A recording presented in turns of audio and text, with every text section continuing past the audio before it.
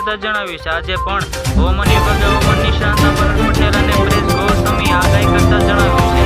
જે કહ્યું છે કે આજથી 2 દિવસ ભયંકર રહેશે. હવામાન વિભાગ અમરલ પટેલે આગાહી કરતા જણાવ્યું છે કે પરેશ ગોસ્વામીએ પણ મોટી આગાહી કરતા જણાવ્યું છે આજે 2 દિવસ ભયંકર વાતાવરણ રહેશે. જે હવામાન નિષ્ણાત અમરલ પટેલ આગાહી કરતા જણાવ્યું છે કે આગામી દિવસોમાં એક પછી એક વેસ્ટર્ન ડિસ્ટર્બન્સ આવશે. જે દિશા ઉત્તરી પર્વતીય વિસ્તારોમાં હિમવર્ષા થવાની શક્યતા રહેશે. આંધી અને વીજળી સાથે ભારે પવન રહેશે. ગુજરાતના મોટાભાગના વિસ્તારોમાં આજથી ગરમીનું પ્રમાણ વધશે. જેમાં વડોદરા ભાગોમાં 42 ડિગ્રી આસપાસ તાપમાન, અમદાવાદ, ગાંધીનગરમાં 40 થી 41 ડિગ્રી, સાબરકાંઠા અને પંચમહાલ ભાગોમાં 40 ડિગ્રીથી 41 ડિગ્રી તાપમાન રહેવાની શક્યતા છે. જ્યારે કે સૌરાષ્ટ્ર ભાગોમાં 40 થી તાપમાન રહેશે. જે સુરેન્દ્રનગર ભાગોમાં મહત્તમ તાપમાન 41 ડિગ્રી થઈ શકે છે.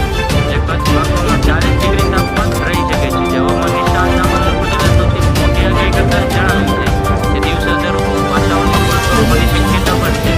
તો બીજી બાજુ હવામાન નિષ્ણાત પરેશ ગોસ્વામી આગાહી કરતા જણાવ્યું છે દરમિયાન ભાગોમાં જણાવ્યું છે કે દિવસોમાં ગુજરાતના